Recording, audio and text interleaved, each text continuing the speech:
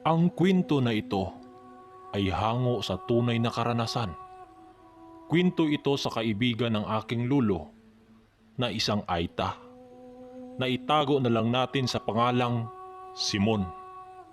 Taong 1998, Himamaylan, Negros Oriental. Isang tubong magsasaka itong si Simon at ang pinagkuhaan nila ng panghanap buhay sa araw-araw ay ang pagtatanim ng mga mais at gulay. Hindi na rin ito nakapag-aral sa kadahilanan na napakalayo ng paaralan sa kanila na kapag ikaw umalis ng alas 5 ng umaga ay alas 10 na ng tanghali na sila makarat sa kadahilan ng kilo-kilometro ang layo ng kanilang paaralan mula sa kanilang baryo. At ang kanilang bahay noon ay nakatirik ito sa malapit sa isang napakalaking talon.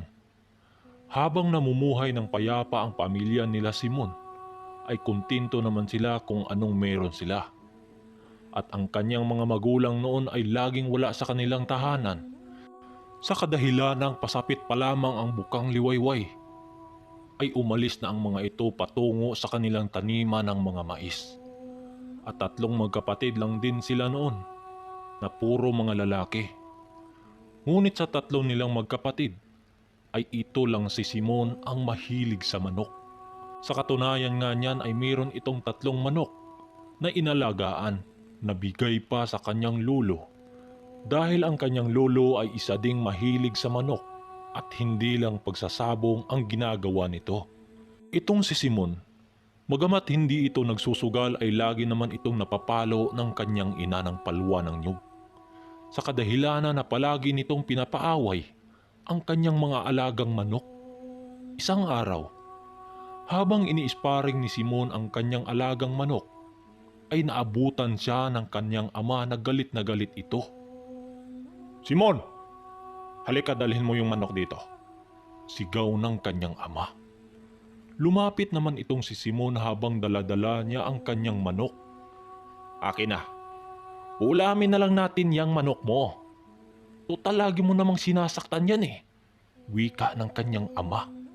Kaya naman dali-dali siyang tumakbo sa likuran ng kanilang bahay para maitakas ang kanyang alaga. At nang nakatakbo naman itong si Simon, ay nagwika naman ang kanyang ama ng, "Nagmana ka talaga sa lolo mong bata ka. Napakahilig sa manok." Isang araw, sinunda ni Simon ang kanyang magulang sa taniman habang may daladalang tubig. Pagdating niya doon ay agad naman siyang nasipat ng kanyang ina na nagbubungkal ng lupa para maalis ang mga damo sa kanilang pananim. "Oh Simon, mabuti sumunod ka. Kanina pa kaming nauuhaw ng aman mo eh. O siya, mamaya tutulungan mo kaming maghabas ng damo ha. Doong banda oh. Sinisira ng daga ang mga pananim natin sa mga daga na yan." Kaya naman wala nang nagawa si Simon at sumunod na lang ito. Habang naghabas ng damo itong si Simon, nagulat nang mayroon siyang naririnig na ingay na galing sa isang daga. Nilingon niya ito at nang nakita niya ay isa nga itong daga at mayroon itong kaaway na isang sawa. Sinipat-sipat ito ng maigi ni Simon dahil bakit parang nagpapakatapang naman ang daga na yon. Maya-maya pa ay nasipat ni Simon na parang may kagat-kagat ang sawan na yon. Tatakbo na sana itong ngunit hinahabol na naman ng daga na animoy parang may pinag-aagang bagay ang mga ito. Maya-maya pa ay kagat-kagat na naman ng daga ang bagay na yon na kaya naman dali-dali itong binugaw ni Simon at kinuha niya ang bagay na pinag-aagawan ng isang sawa at isang daga. Nang sipatin niya ito, ay napaisip siya kung bakit pinag-agawan ng piste na yon. Ang nakita ni Simon ay isang hugis pahaba na parang marbles o julin at ang kulay nito ay napakaasul. Teka, ano kaya ito? Hindi kaya ito'y isang mutya?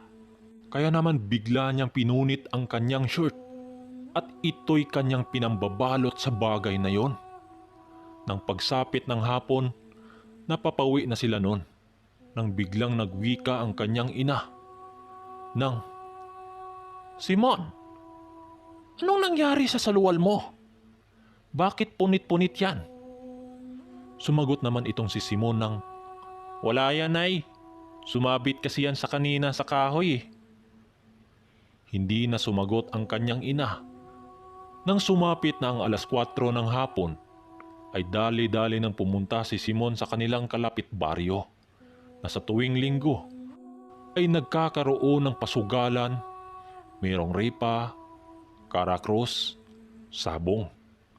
Nang paglapit ni Simon sa may nagkumpulan ng mga tao, nang nagsusugal ng karakros, ay agad nang mayroong nagreklamo. Ano ba yung mabaho? Parang amoy kalabaw. Tika, saan yon? Wika pa ng mga taong naroroon. Maya-maya pa ay bigla siyang nagulat nang bigla siyang sipain ng isang lalaki. Ikaw pala ang mabaho kang animal ka ha? Lumayo ka nga! Sisipain pa sana siya nang mayroong biglang umalmang isang matanda. Teka, huwag mo sasaktan yung bata. Wika ng matanda. Nang sumagot pa ang lalaki ng, ilayo mo yan tanda! Minamalas ako sa amoy ng batang yan eh. Kaya naman nagwika ang matanda ng, Halika, Otoy. Sumunod ka sa akin. Gagamutin natin yung sugat mo. Ikaw talagang bata ka. Ba't ka kasi pumunta ng tabo na hindi naliligo? Sumagot naman si Simon dito ng, galing kasi ako sa aming taniman lolo. Dumiritso lang ako dito eh. Otoy, matanong kita. Saan ka ba nakatira? At anong pangalan mo? Sumagot na naman si Simon ng, diyan lang po, sa may ibabaw ng talon. Ganun ba? Tawagin mo na lang ako sa Arsenio. Makalipas ang ilang minuto ay nakarating na nga sila sa isang barong-barong na tinitirhan ng matanda. Nakatirik din ito sa ilalim ng sampalok. Dito Otoy, maupo ka para magamot na yung sugat mo. Pag-upo ni Simon. Nang umupo na si Simon, ay may biglang nalaglag sa bulsa ni Simon na bagay at ito yung kanyang nakuha doon sa umahan. Dali-dali itong dinampot ni Simon ngunit biglang nagwika ang matanda ng, Saan mo yan nakuha ang bagay na yan? Sumagot na naman siya ng, doon po. Doon sa umahan namin. Nagulat ang matanda sabay pagwika ng, Oy! Kapangyarihan ito ng duwende. Nakaraniwang pinag-agawa ng nilalang na yan. Dahil ang bagay na to ay napakaswerte sa mga taong mahilig sa sugal. nang laki ang mga mata ni Simon sa mga kataganang matanda. Itago mo yan, Otoy, at pag-iingatan mo yan. Mamaya, babalik tayo sa pasugalan. Susubukan natin ang taglay ng hawak-hawak mo, mutya. Kaya naman pagkatapos gamutin ng matanda ang sugat ni Simon, bumalik na sila sa pasugalan at nilapitan nila noon ay isang karakros. Habang nandun sila, sa pasugalan nagwika ang matanda ng, Otoy, ikaw ang mag-antog. Oo nga pala, ang pag-aantog ay ang humawak ng 3 pisong barya at kapag mailatag na ang barya sa iyong mga palad, ay bigla itong ibagsak sa malapad na bato, kung saan makita ang tinatawag na hari kapag nakatihaya ang barya. Kapag nakataob naman ay yun ang tinatawag na patay. Balik tayo sa kwento. Habang ginagawa iyon ni Simon, ay napangisi ang matanda dahil bawat bagsak nito ay palaging hari. Indikasyon yun na sila ay panalo. Napangisi naman ang bahagya si Simon sa kanyang nasilayan. Marami na nun ang kanyang panalo nang biglang umalma ang bangkero. Ang bangkero ay ito yung nangungulo sa pasugalan. Teka, palagi na lang hari ah. Reklamo ng bangkero. Kung hindi kayo maniniwala, ay malapit ng mataob ni Simon ang bangkero. Kaya naman bigla siyang hinatak ng matanda ng, Otoy, tara na, umuwi na tayo. Magagabi na. Sinabi yun ng matanda sa kadahilan ng namumula na ang mukha ng tagabangka. Sumunod naman si Simon at agad na silang lumabas ng pasugalan. Otoy, hinila na kita doon. Baka mamaya ano pang gagawin ng mga tao sa'yo doon. At kasabay noon ay ang biglang pagwika ni Simon ng, Manong, napakabigat ng barya. Kung hindi kayo maniniwala, napakaraming baryang napapanalunan nila Simon. Sa mga oras na yon ay puyos-puyos ito ni Simon na halos mapunit na ang kanyang damit. Dahil sa bigat at dami ng barya, pagdating nila sa kubo ng matanda, ay agad nilang inilatag ang kanyang daladalang pera. Otoy, pwede bang makahingi ng kakaunting barya? Sana panalunan mo. Ibibili ko sana ng 1 kilong bigas. Wika pa ng matanda. Oo naman Manong, ikaw pa ba? Salamat nga pala sa paggagamot ng sugat ko ha. Wika pa dito ni Simon. Kaya naman dali-dali namang sinandok ng bata ang kanyang 2 palad sa mga barya upang ibigay sa matanda. Maya-maya pa ay nagwika ng matanda ng, Otoy, di ka pa ba uuwi? Magagabi na. Sa inyo mo na lang yan bilangin.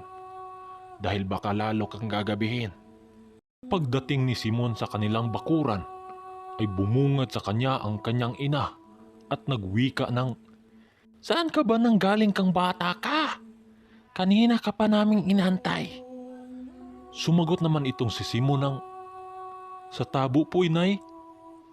Ano? Nagpunta ka ng mag-isa? Ikaw talagang bata ka. Abay sa susunod magpaalam ka kung saan ka pupunta. Patawad po inay dahil baka pag nagpaalam ako baka hindi niyo ako papayagan. Ay nakong bata ka. O siya, pumasok ka na para makapaghapunan ka na. Pagpasok ni Simon sa kanilang bahay, bumungad sa kanya ang kanyang mga kapatid at amang naghahapunan. O anak, kumain ka na. Saan ka na naman ba galing ha? Teka, ano ba yung puyos-puyos mong bata ka? Nay, nanalo ako ng maraming pera sa hantak. At sa mga sinabi niya ay biglang nabulunan ang kanyang amang kumakain. Ulitin mo nga! Natututo ka na palang nagsugal? Sinasabi ko sa iyo Simon, tigil-tigilan mo yan dahil wala yung maidudulot sa iyong buhay na maganda. Wika ng kanyang ama. Buti na lang ay pinawi ito ng kanyang ina. Tika lang Raimundo, hayaan mo munang magkapagsalita yung anak mo. Nang ibinuklad ni Simon ang kanyang napanalunang mga barya, ay halos di makapaniwala ang kanyang ama dahil sa mga nakita niyang tumpok-tumpok na mga barya.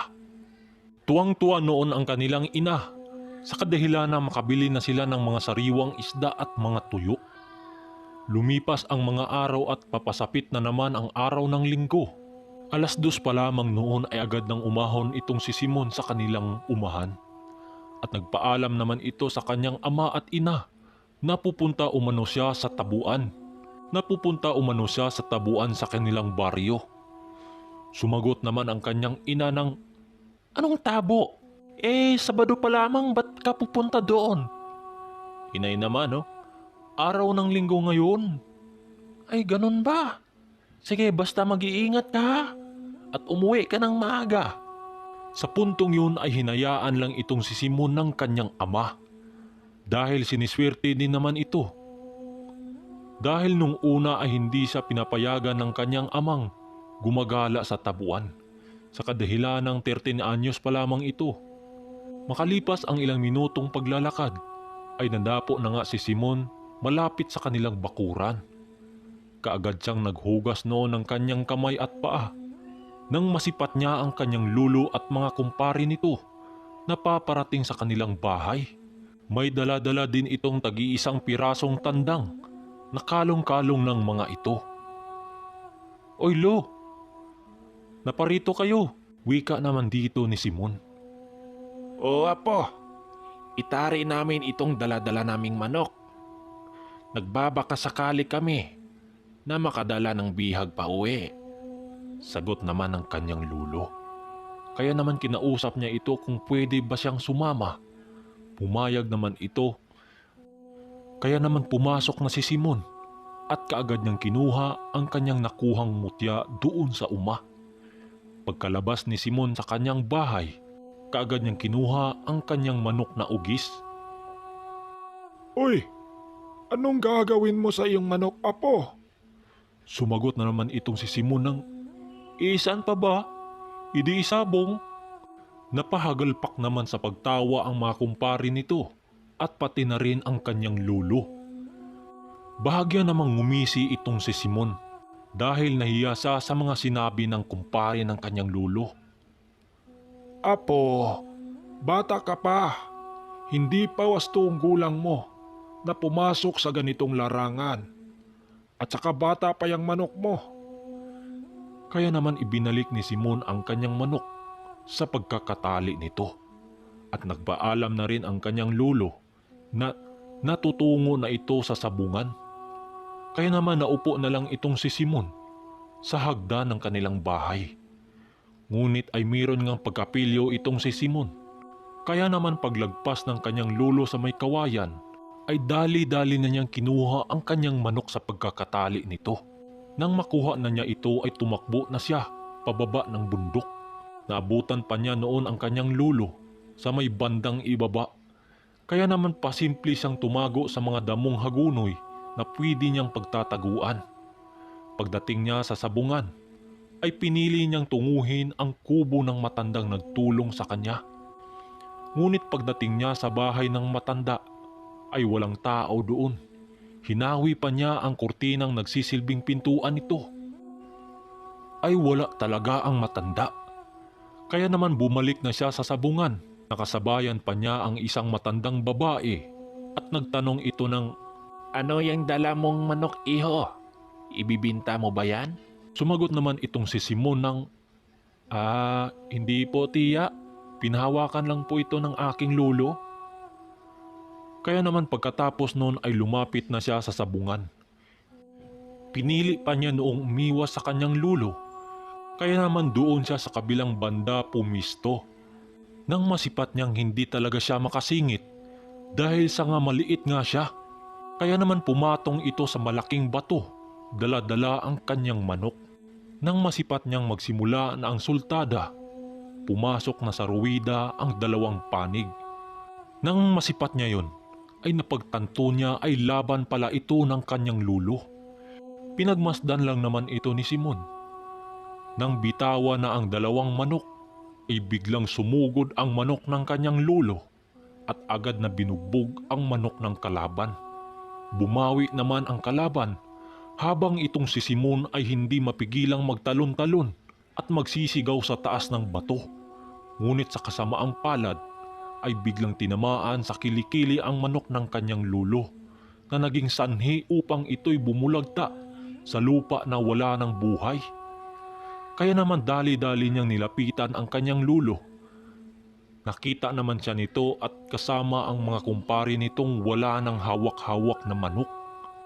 At paglapit niya rito ay agad namang nagwika ang kanyang lulo ng, Loko kang bata ka. Grabe yung talon mo sa may malaking bato. Dinala mo pa talaga yung manok mo. wika ng kanyang lulo. "Lo, natalo lahat ang mga manok niyo?" Tanong dito ni Simon. Ganyan talaga kapag minamalas ka. Oo, ganyan talaga, Simon. Kapag minamalas ka talaga. Sagot din naman ng kasamahan nito. Lo, ito na lang kayang dala kong manok ang ipanlaban natin. Wika dito ni Simon. Sumagot naman ang matanda ng, Seryoso ka ba dyan sa pinagsasabi mo? sabay hagalpakan sa pagtawa ng mga kumpare nito. Ngunit sa dahil sa pamimilit ni Simon, ay pumayag na rin ang kanyang lulo. Lo, subukan ko kayong bumitaw ng manok sa labanan, wika ni Simon. Wag na! Baka masugatan ka po. Ako na lang ang magbibitaw. Ikaw talagang bata ka. Pero nagpupumili talaga itong si Simon. Kaya naman sumama na ang kanyang lulo sa ruwida upang ito ay ang magtanggal ng sakuban ng bulang. Nang bibitawan na ni Simon ang kanyang manok, nagwika pa ang kanyang lulo ng, Apo, mag-ingat ka, baka masugatan ka. nang makita ito ng mga taong namumusta, ay kita sa mga mukha ng mga ito ang pagtawanan. Dahil sa mga panahong yun ay kauna-unang bata ang nagbibitaw ng manok sa labanan. Nang mabitawan na ang dalawang manok, ay agad nang nagsalpukan ang dalawang panig. Nang maya-maya pa ay habang nagsalpukan ang dalawang manok, ay sa hindi inaasahang biglang tumakbo ang kalaban na nagpuputak-putak na parang hinabol ng aso. Nang tingnan ni Simon ang kanyang manok, ay bigla siyang natigilan ng masipat niya ang kanyang manok na napalitan ng isang figura ng batang nakasombrero na sa animoy sa duwende. Ay nadesisyonan na ito ng sentensyador na ang manok ng kalaban ay talo. Tuwang-tuwa noon ang kanyang lulo sa kadahilanang hindi ito makapaniwala na ang manok ni Simon ay mananalo. Habang nagwika ang kanyang lulo ng, Apo, panalo tayo. ngunit sa kabilang yun ay nanatiling nakatayo itong si Simon na tulala at dilat na dilat ang mga mata. Simon, hindi ka ba masaya sa pagkapanalo ng manok mo? Wika ng kanyang lulo. Masaya naman lo, pero Anong pinipero-pero mo dyan? wika ng kanyang lulo. Wala naman lo. Hindi talaga makapaniwala si Simon sa pangyayaring yun.